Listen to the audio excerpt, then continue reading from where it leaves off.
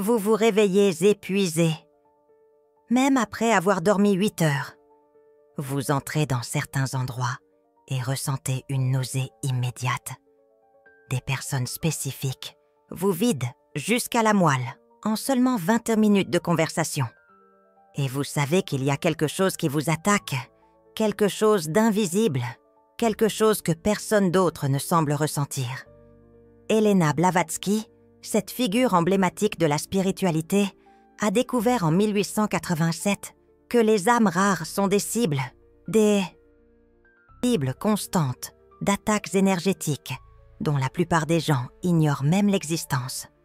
Et dans un monastère retiré dans les montagnes du Tibet, elle a appris une invocation qui crée un bouclier si puissant que les maîtres l'appelaient le bouclier d'Isis. 20 minutes.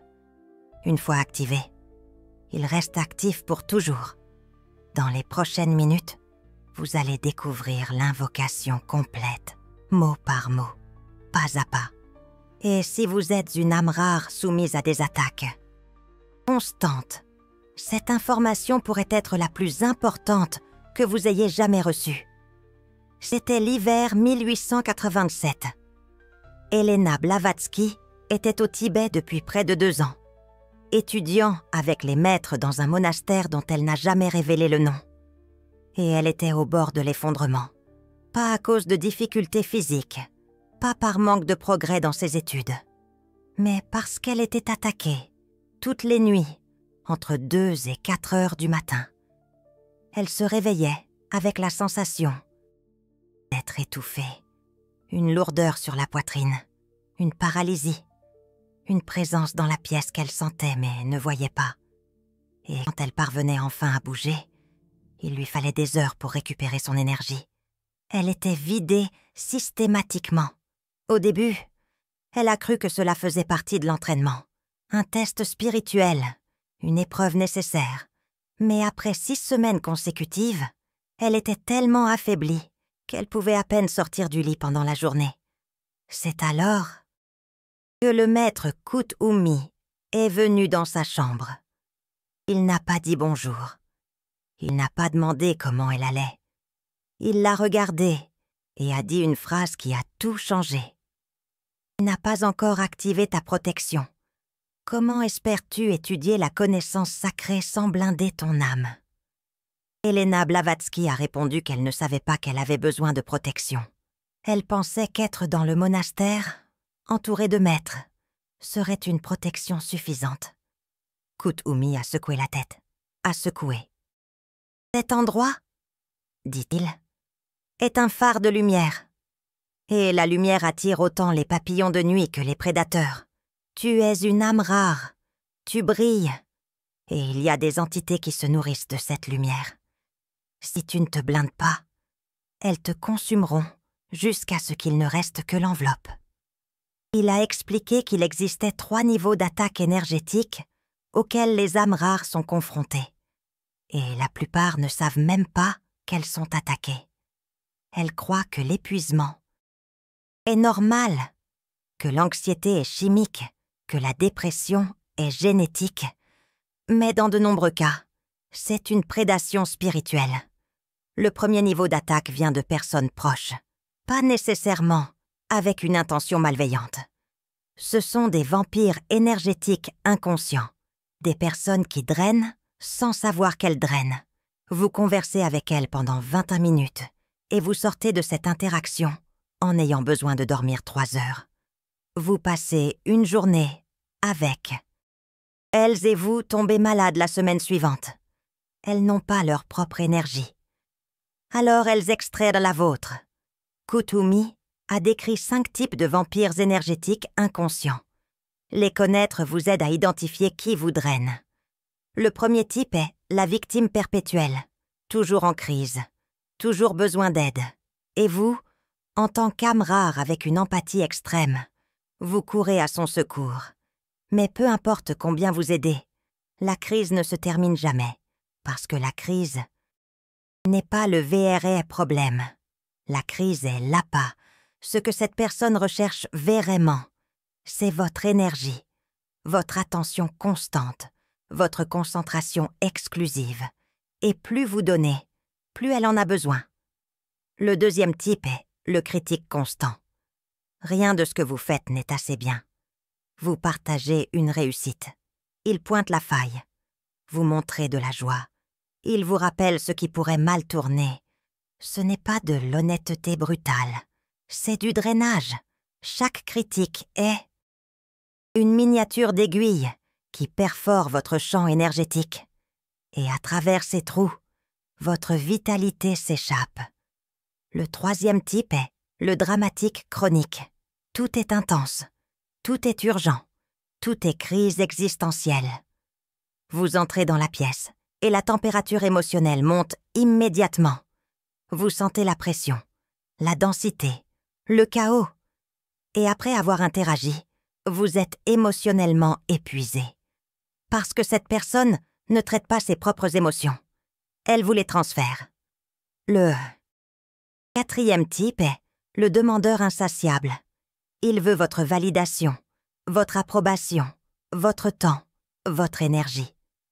Et il n'y a pas de quantité suffisante. Vous donnez aujourd'hui, demain il redemande. Vous fixez des limites, il les ignore. Parce que sans votre énergie, il se sent vide et il a construit toute son existence autour de l'idée de vous drainer. Le cinquième type est le compétiteur envieux.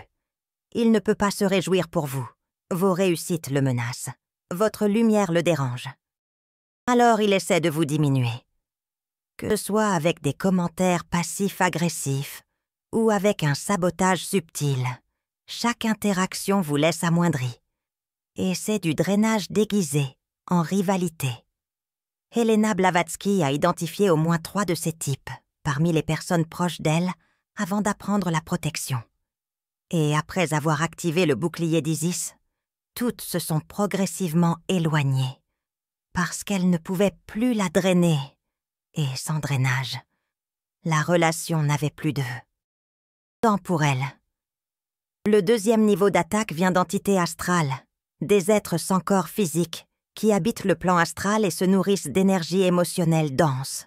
La peur, la colère, le désespoir, la tristesse. Plus vous produisez ces émotions, plus elles s'approchent.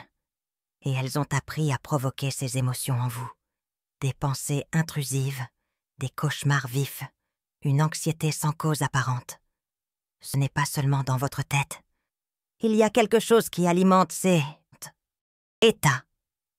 Kuthumi a expliqué que les entités astrales fonctionnent comme des parasites énergétiques. Elles ne peuvent pas créer leur propre énergie. Alors elles cherchent des hôtes qui produisent les fréquences émotionnelles spécifiques dont elles se nourrissent. Et les âmes rares, parce qu'elles ressentent tout plus intensément, produisent ces fréquences en abondance. Vous pouvez identifier quand vous êtes attaqué par des entités astrales grâce à 6 signes spécifiques. Premier signe, vous. Vous réveillez entre 2 et 4 heures du matin, avec une peur inexplicable. Ce n'est pas un cauchemar. Vous vous réveillez simplement en panique, comme si quelque chose était dans la pièce. C'est l'heure à laquelle les entités astrales sont les plus actives et où votre corps physique est le plus vulnérable.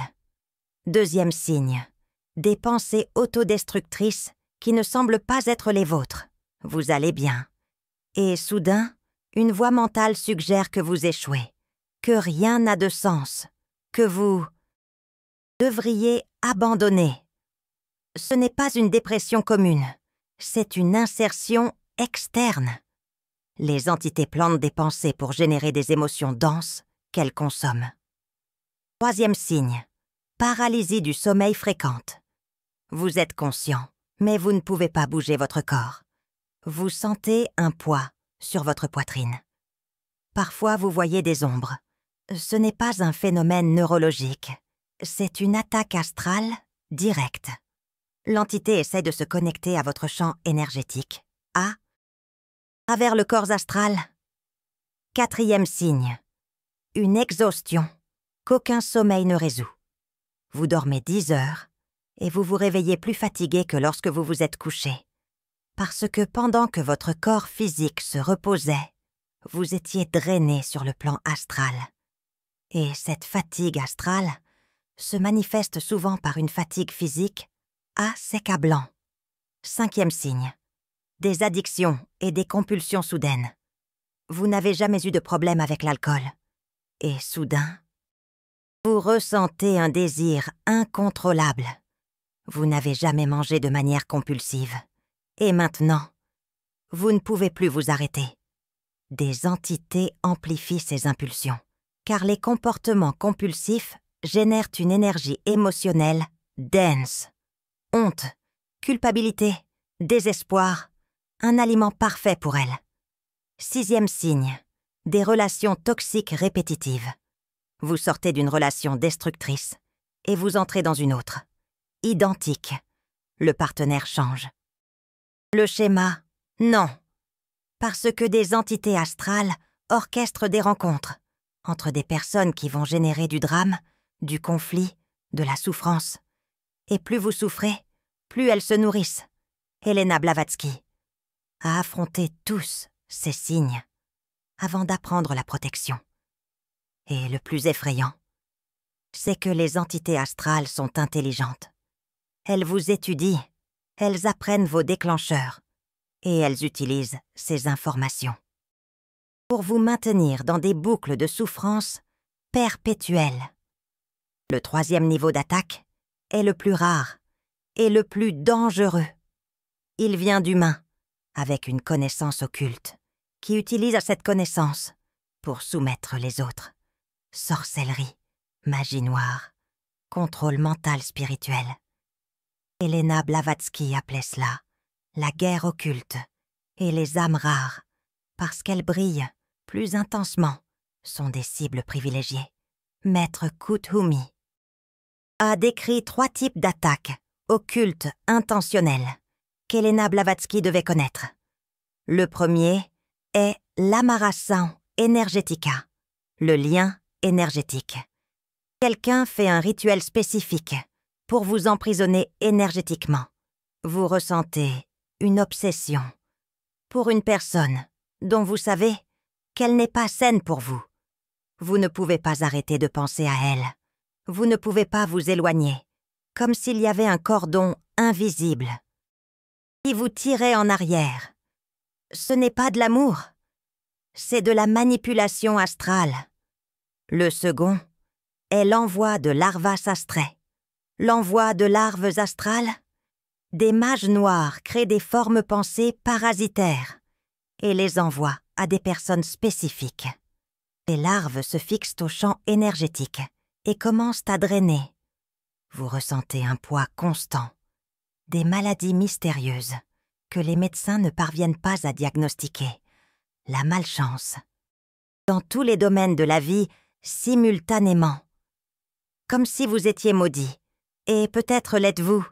Le 3e est le espellamento invertido, le miroir inversé, une technique avancée où quelqu'un reflète votre énergie, mais inversée. Tout ce que vous essayez de faire tourne mal. Vos qualités se transforment en défauts. Votre lumière se transforme en ombre, comme si l'univers s'était retourné contre vous. Ce n'est pas le cas.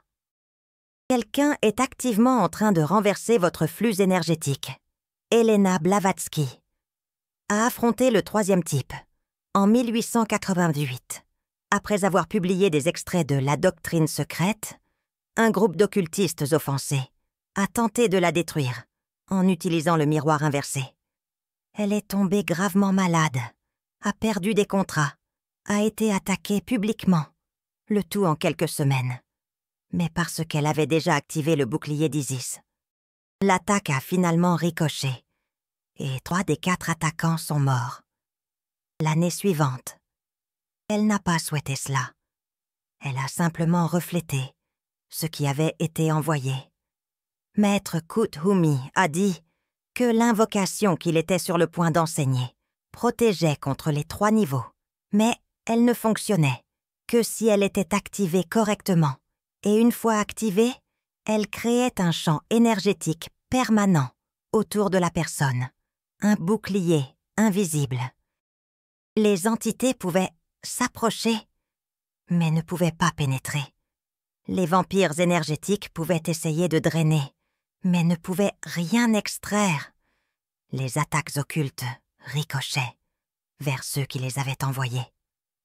Elena Blavatsky a demandé pourquoi il ne lui avait pas enseigné cela avant. Pourquoi avait-il laissé qu'elle souffre pendant 6 semaines? Maître Kuthumi a répondu. Tu devais sentir la vulnérabilité si je t'enseignais la protection. Avant que tu comprennes ce contre quoi tu te protèges, tu n'y accorderais aucune valeur. Maintenant tu sais, maintenant tu es prête. L'invocation a 7 parties, 7 couches de protection qui se superposent, créant ce que les maîtres appelaient le bouclier d'Isis. Isis, la déesse égyptienne du mystère et de la protection. Le bouclier qu'elle offrait aux initiés. Elena Blavatsky a tout noté dans ses journaux personnels et n'a jamais publié. Cette information est restée cachée pendant plus d'1 siècle, mais elle est ici, maintenant, mot pour mot. Et vous allez activer votre propre bouclier d'Isis dans les prochaines minutes. La première partie de l'invocation est la reconnaissance de la vulnérabilité. Vous devez admettre, à voix haute ou mentalement, que vous êtes une âme rare et que, pour cette raison, vous êtes une cible. Non pas comme une victime, mais comme une réalité stratégique. Vous brillez, donc, vous attirez. Ce n'est pas une faute, c'est de la physique spirituelle. Maître Kuthumi a enseigné à Elena Blavatsky de dire « Je suis une âme rare, je porte une lumière qui attire autant des alliés que des prédateurs. Je reconnais ma vulnérabilité, non pas comme une faiblesse, mais comme une conséquence de ce que je suis. Et maintenant, je choisis de me protéger. Cette reconnaissance brise la première barrière qui empêche la protection. Le déni. Tant que vous niez que vous êtes sous attaque, vous ne pouvez pas vous défendre. Vous rationalisez. Vous cherchez des explications psychologiques. Vous vous culpabilisez. Mais au moment où vous reconnaissez la nature spirituelle de l'attaque, vous accédez à des outils spirituels de défense. La deuxième partie de l'invocation est l'appel au maître. Elena Blavatsky a appris que les âmes rares ne sont jamais vraiment seuls. Il y a des maîtres ascensionnés, des êtres de lumière, qui ont déjà achevé leur voyage sur Terre, qui veillent et protègent, ceux qui accomplissent des missions importantes. Mais ils ne peuvent pas intervenir sans permission. Le libre arbitre est une loi universelle. Vous devez demander de l'aide. L'invocation que Maître Kuthumi a enseignée est simple, mais précise. J'appelle les maîtres de lumière, qui gardent les âmes rares. Je demande protection, orientation et blindage contre toutes les attaques, visibles et invisibles, que le bouclier d'Isis soit activé en moi maintenant, qu'aucune énergie contraire à ma mission ne puisse pénétrer mon champ. Quand vous prononcez ces mots avec une intention génuine, quelque chose change sur le plan astral. Des maîtres qui observèrent de loin reçoivent la permission de s'approcher et ils commencent à tisser le bouclier autour de vous. Vous ne pouvez peut-être pas voir, mais vous allez sentir. La troisième partie de l'invocation est l'encre terrestre. Beaucoup d'âmes rares sont tellement focalisées sur le spirituel qu'elles oublient de s'ancrer dans le physique, et cela crée des trous dans la protection. Des entités astrales exploitent ces trous. Alors vous devez vous ancrer. Touchez le sol avec les mains. Si vous êtes assis, pressez vos pieds fermement sur le sol et dites « J'ancre mon énergie dans le corps que j'habite, dans la terre qui me soutient, dans le présent que je vis. Ma lumière descend jusqu'aux racines. Ma protection s'étend du plan spirituel au plan physique. Je suis ici, je suis maintenant, je suis protégée.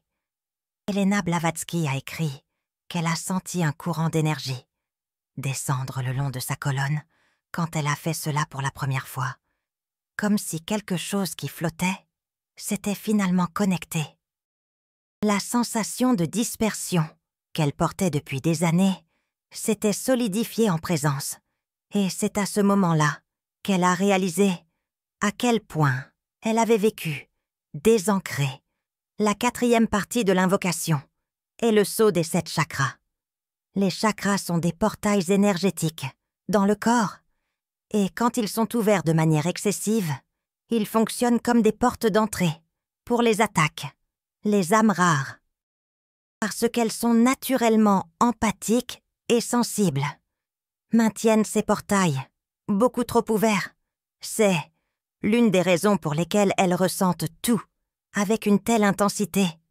Mais c'est aussi une vulnérabilité. Maître Kuthumi enseignait une technique pour sceller temporairement les chakras à l'activité externe, sans bloquer le flux interne. Imaginez chaque chakra comme une fleur. 7 fleurs le long de la colonne vertébrale.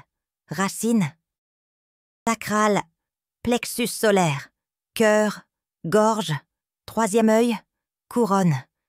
Et pendant que vous visualisez, dites « Je scelle mes portails énergétiques à toute énergie qui n'est pas la mienne. Ma racine se ferme à la peur externe. Mon sacral se ferme au désir manipulateur. Mon plexus solaire se ferme au pouvoir abusif. Mon cœur se ferme à la douleur d'autrui.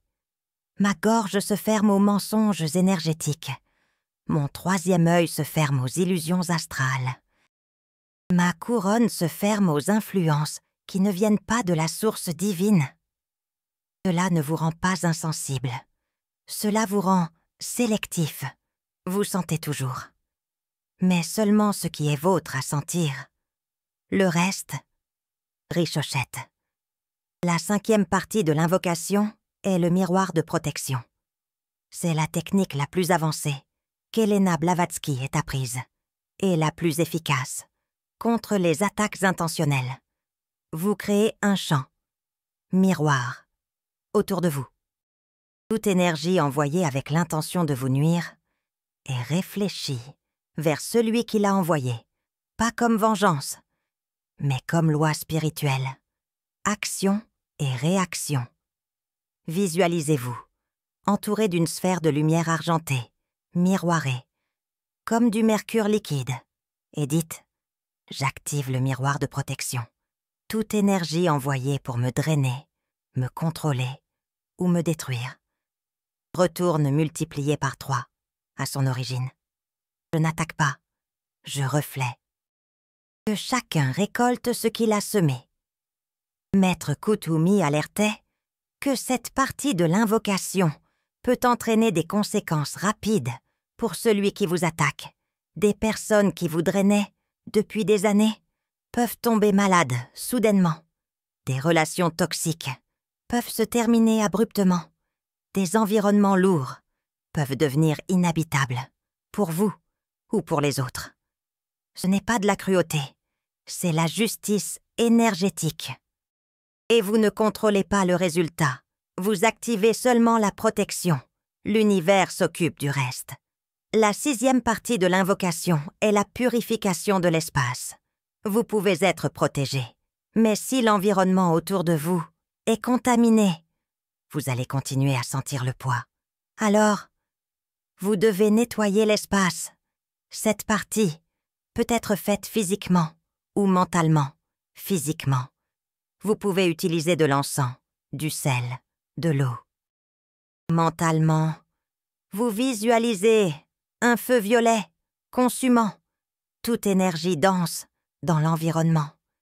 Et dites « Je purifie cet espace de toute énergie qui ne sert pas la lumière, que le feu violet transmute toute ombre, toute densité, tout résidu astral, que ce lieu soit un sanctuaire pour les âmes rares et inaccessible pour les prédateurs. » Elena Blavatsky a fait cela dans sa chambre, au monastère retiré dans les montagnes du Tibet.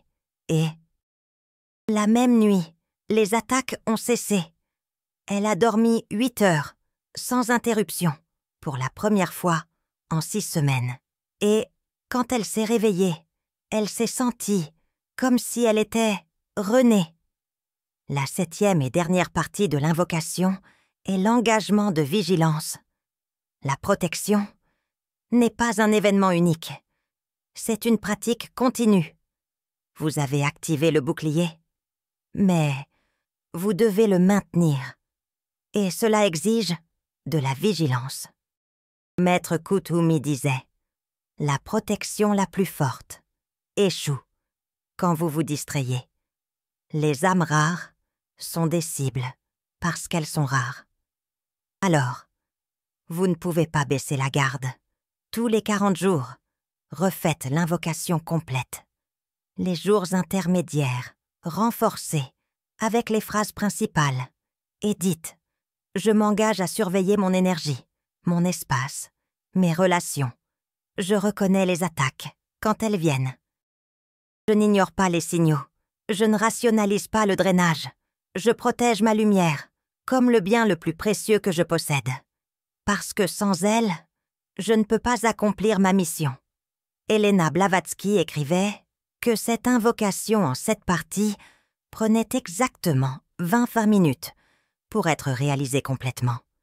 Et une fois faite, elle créait une impression énergétique permanente. Même si vous ne répétiez pas les mots, le bouclier restait actif. Mais répéter tous les 40 jours amplifiait et renouvelait la protection. Elle a enseigné cette invocation à 17 étudiants au fil des années.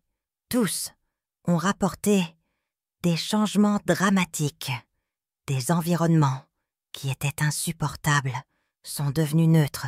Des personnes qui drainaient ont arrêté de s'approcher.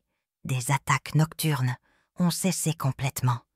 Mais Elena Blavatsky n'a jamais publié cela parce qu'elle savait que la plupart des gens ne croiraient pas. Et pire, elle savait que certains l'utiliseraient de mal. Les invocations de protection peuvent être distordues en outils d'attaque par ceux qui ont une intention erronée. Alors, elle a gardé cela secret, partageant seulement avec ceux qui étaient prêts. Maintenant, cette invocation est ici, avec vous. Et si vous êtes arrivés jusqu'à ce point, c'est parce que vous étiez prêts. Parce que quelque chose en vous savait que vous aviez besoin de cette protection. Parce que vous êtes une âme rare, sous attaque. Et le moment est venu de vous blinder. Récapitulons les 7 étapes pour que vous puissiez faire cela maintenant, seul, en 20 minutes, et activer le bouclier d'Isis permanentement. Étape 1. Reconnaissance de la vulnérabilité. Je suis une âme rare. Je porte une lumière qui attire autant des alliés que des prédateurs. Je reconnais ma vulnérabilité, non pas comme une faiblesse, mais comme une conséquence de qui je suis. Et maintenant, je choisis de me protéger. Étape 2. Appel aux maîtres. J'appelle les maîtres de lumière qui gardent les âmes rares. Je demande protection, orientation et blindage contre toutes les attaques, visibles et invisibles. Que le bouclier d'Isis soit activé en moi. Maintenant, qu'aucune énergie, contraire à ma mission, ne puisse pénétrer mon champ. Étape 3. Ancrage terrestre. J'ancre mon énergie dans le corps que j'habite, dans la terre qui me soutient, dans le présent que je vis. Ma lumière descend jusqu'aux racines.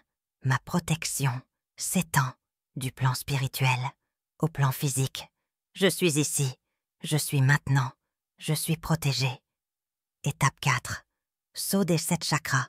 Je scelle mes portails énergétiques à toute énergie qui n'est pas la mienne. Ma racine se ferme à la peur externe, mon sacral se ferme au désir manipulateur, mon plexus solaire se ferme au pouvoir abusif, mon cœur se ferme à la douleur d'autrui, ma gorge se ferme au mensonge énergétique, mon troisième œil se ferme aux illusions astrales, ma couronne se ferme aux influences qui ne viennent pas de la source divine. Étape 5. Miroir de protection. J'active le miroir de protection. Toute énergie envoyée pour me drainer, me contrôler ou me détruire retourne multipliée par 3.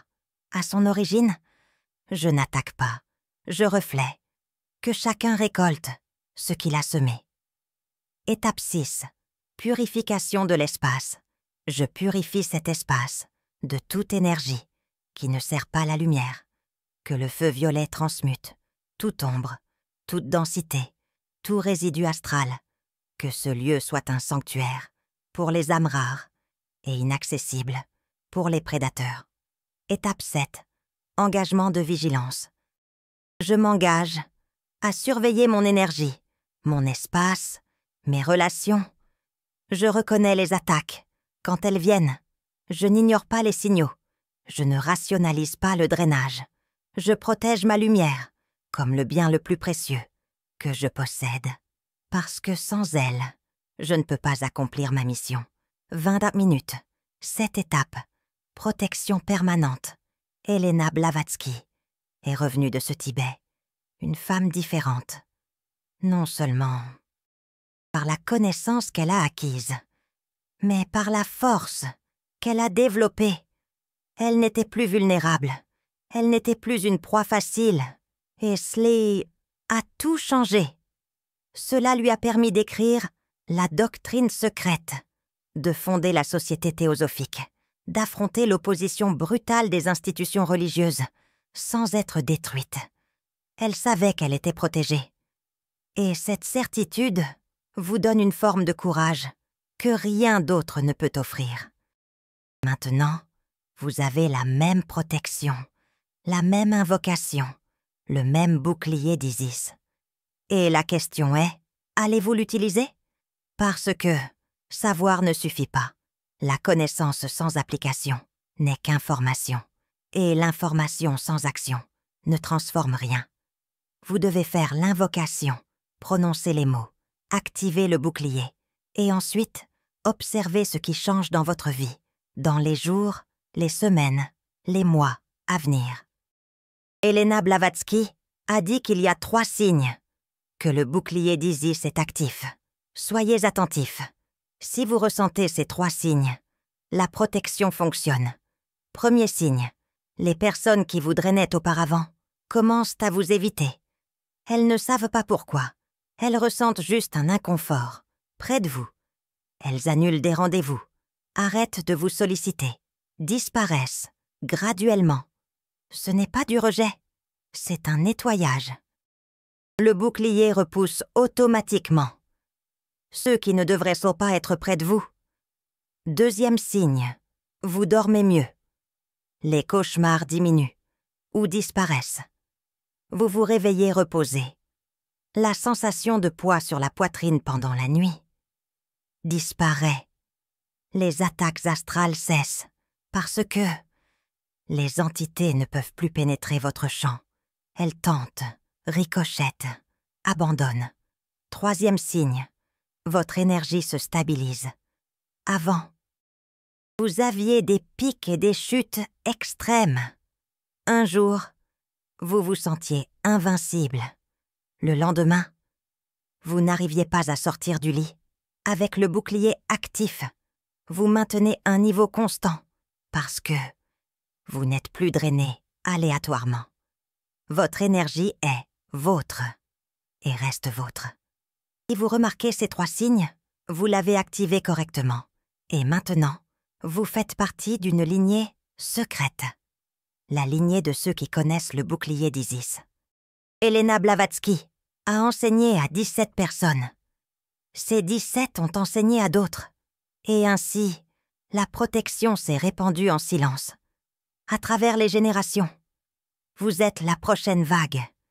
Et peut-être enseignerez-vous cela à d'autres âmes rares qui croiseront votre chemin. Peut-être pas, mais vous êtes protégés. Et c'est eux qui importent. Maître Kut-Umi a dit une dernière chose, avant de terminer l'enseignement. Il a regardé Elena Blavatsky et a dit « Protection n'est pas isolement. Vous ne construisez pas une prison, vous construisez un filtre. Laissez entrer ce qui sert, repoussez ce qui nuit. Et cela vous permet, finalement, de vivre sans peur, parce que l'âme rare la plus puissante n'est pas celle qui évite le monde, c'est celle qui chemine dans le monde, protégée, faisant sa mission, sans être détruite dans le processus. » Elena Blavatsky a vécu jusqu'à 60 ans. À une époque où l'espérance de vie était bien plus courte, elle a affronté des maladies, des oppositions, des persécutions, mais n'a jamais été détruite, n'a jamais abandonné, n'a jamais perdu sa lumière. Parce qu'elle était blindée. Et vous pouvez avoir le même blindage. Maintenant, aujourd'hui, dans les 20 prochaines minutes, faites l'invocation. Activez le bouclier d'Isis et observez votre vie changer. Pas du jour au lendemain, mais graduellement, constamment, profondément. Les âmes rares méritent protection. Vous méritez protection. Et maintenant, vous avez les outils pour vous protéger. Utilisez-les parce que votre mission est trop importante pour être avortée par des attaques énergétiques dont vous ignoriez même l'existence. Si vous avez senti votre énergie changer en écoutant cela, vous venez d'activer quelque chose. Peut-être pas encore complètement, peut-être seulement partiellement. Mais la graine a été plantée, et maintenant, vous savez quoi faire. Pour qu'elle fleurisse pleinement, 20 minutes, 7 étapes, protection éternelle. Le bouclier d'Isis est disponible. Il suffit que vous choisissiez de l'activer.